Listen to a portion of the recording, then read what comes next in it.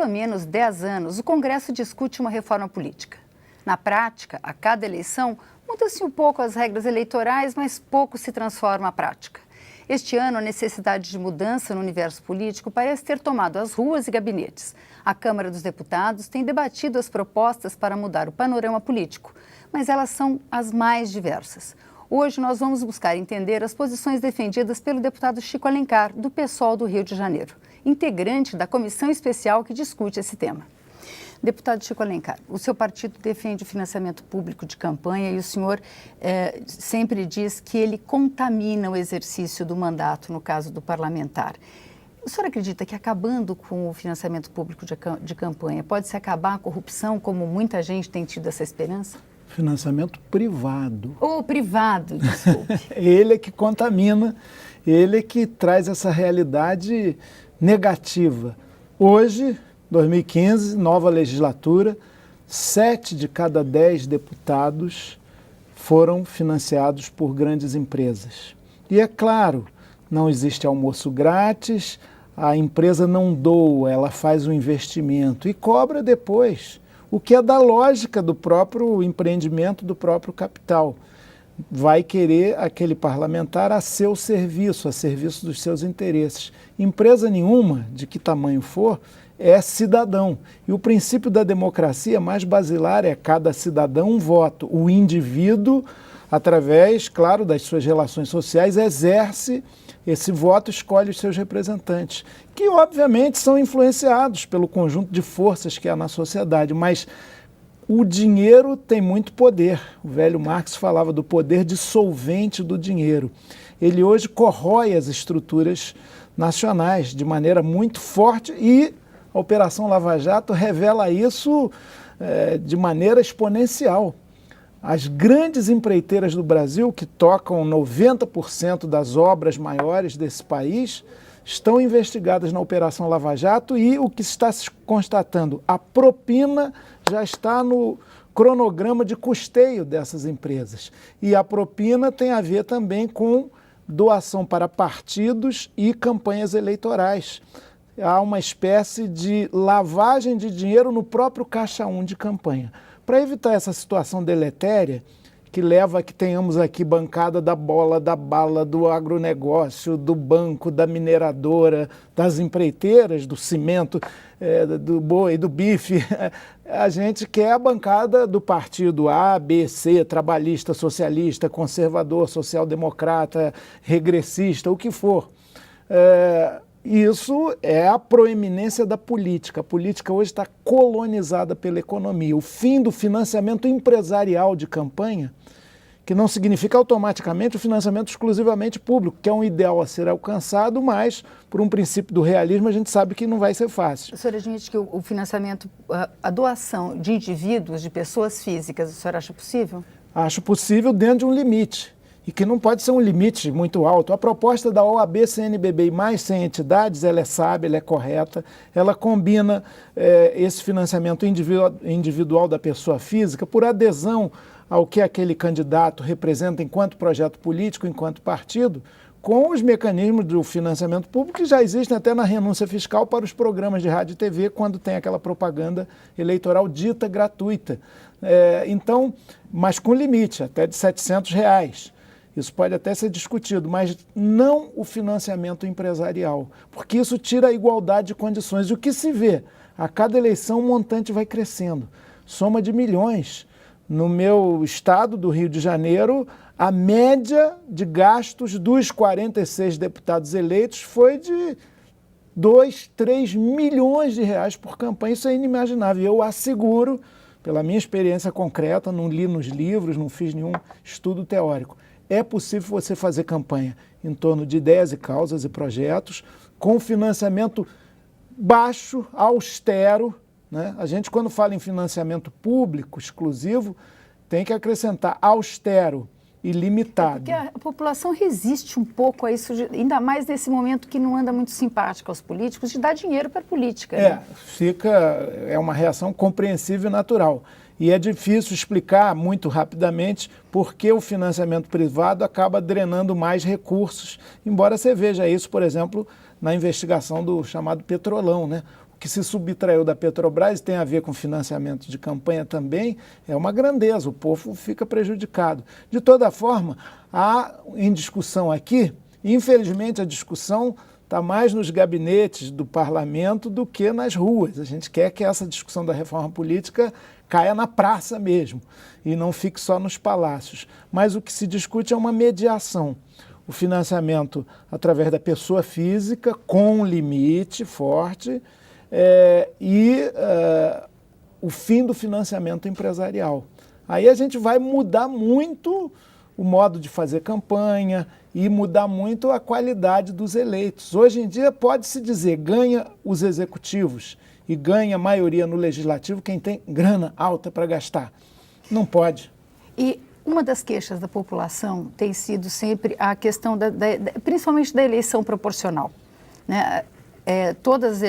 Essa eleição principalmente. Você tem grandes pessoas que são muito votadas, que têm uma votação muito expressiva e não conseguem chegar aqui porque o seu partido não atingiu a média eleitoral necessária, e outros que vêm com muito poucos votos, né? E isso leva o eleitor um pouco a não levar muito a sério, né? A fazer o voto piada, o voto de brincadeira. Quer dizer, como é que pode se mudar esse sistema eleitoral? Tem que se mudar também. E a gente lembrar daí a 4 anos em quem a gente votou. Exatamente. Nós do PSOL vivemos essa realidade. A ex-deputada Luciana Genro, que foi nossa candidata à presidência da República na eleição passada, ela teve 150 mil votos no Rio Grande do Sul e ficou em 9º lugar na lista dos eleitos, mas ela não foi eleita porque faltaram 9 mil votos para se atingir aquele coeficiente eleitoral. Aparentemente é uma injustiça. Por outro lado, a ideia do chamado distritão, isso que eu ia perguntar, ela tira a ideia de partido.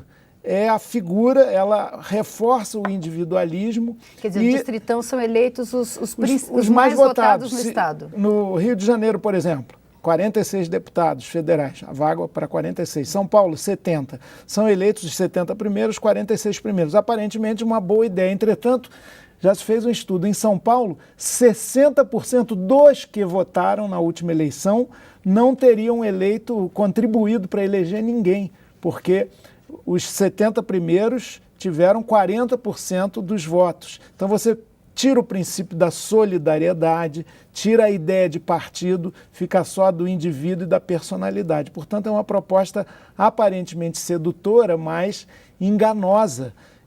Você torna uma parcela expressiva de votos inúteis. E qual a saída, então? E veja, o sistema sofre de credibilidade, né? Todo o sistema político. Um dado que pouca gente lembra, mas eu repito sempre, como um alerta para todos nós que fomos eleitos aqui, 54 milhões de brasileiros aptos a votar deixaram de fazê-lo em qualquer um de nós, aqui da Câmara dos Deputados, dos 513. Por quê? Ou se abstiveram, ou votaram nulo, ou em branco, ou não compareceram. É um número muito expressivo. Então, o primeiro passo é recuperar a credibilidade na política como espaço da resolução de conflitos e do avanço social. A reencantar a população para a política. Como se faz isso? Com uma reforma que tire esse predomínio do poder do dinheiro e, consequentemente, do marketing.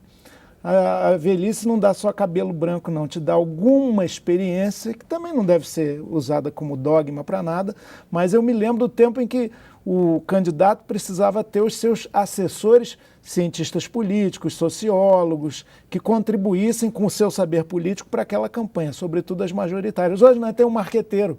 Muda o óculos, põe o óculos, usa a roupa assim, assado, vende a embalagem, não o conteúdo.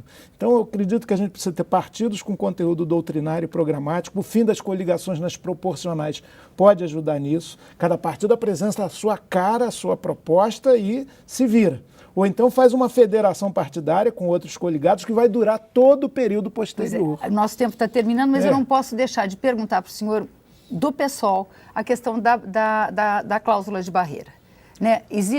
É necessário fazer um limite, o partido ter atingido determinada votação em um número específico de estados para ele poder eleger, ou isso acabaria com os partidos ideológicos, como é o caso do seu partido? Pois é, em nome de sacrificar partidos ideológicos de conteúdo, a gente não pode aceitar nós temos 33 partidos. Sim, é uma grandeza, mas na Polônia, saída do regime stalinista, havia mais de 100 partidos, tinha até o Partido dos Cervejeiros da Polônia, devia causar muita simpatia lá. Isso é natural, mas a própria sucessão de eleições, desde que democráticas, transparentes, vai decantando e já há cláusulas de barreira. Não essa que está existindo, que é o do poder econômico, isso tem que acabar, mas um partido pequeno, mesmo que eleja 2, 3 deputados, 5 deputados, como agora é o caso do PSOL, ele tem muito menos tempo para usar no plenário, para fazer destaque e emendas a projetos. A vida é mais difícil, não tem igualdade e nem deve ter, nós não estamos reclamando disso. Já há, portanto, uma série de mecanismos, inclusive tempo de TV e rádio, mesmo naquela propaganda fora do período eleitoral, já há algumas restrições para os partidos menores. Agora, você estabeleceu uma cláusula que, se levar ao extremo de 5% em pelo menos 9 estados, como está proposto aí, vai ter muita discussão, você pode estrangular hoje pelo menos 15 partidos. Então o PV, o PPS, até o PSB fica ameaçado e ficam só 6 ou 7 partidos. A pergunta é a seguinte: eles expressam a diversidade da opinião nacional, assim como 33 não representam 33 visões de mundo, projetos de país, também 6 ou 7 não dão conta. Aí você fica meio na ditadura dos grandes partidos, que às vezes sofrem de fisiologismo, são grandes, mas têm nanismo moral muitas vezes, não tem um programa claro. Então vamos deixar o processo ir se resolvendo por si mesmo com as condições de sobrevivência que os partidos terão. Se você não tem coligação na proporcional, eu tenho certeza de que já há esse processo de decantação acelerado. Então vamos ver, vai ter muita discussão, viu, Wanda? Vai sair uma mediação aí. Agora eu espero que saia alguma coisa e que a rua se envolva mais e mais e mais. Dia 27 de abril, uma segunda-feira, a partir das 6 da tarde, nós temos uma audiência pública lá no Rio de Janeiro, na Assembleia Legislativa, na Praça 15, todo mundo está convidado. Muito obrigada, deputado. Eu acabei de conversar com o deputado Chico Alencar, do PSOL do Rio de Janeiro. Eu sou Vânia Alves, agradeço sua audiência e te convido a estar conosco em nossas próximas edições. Até lá.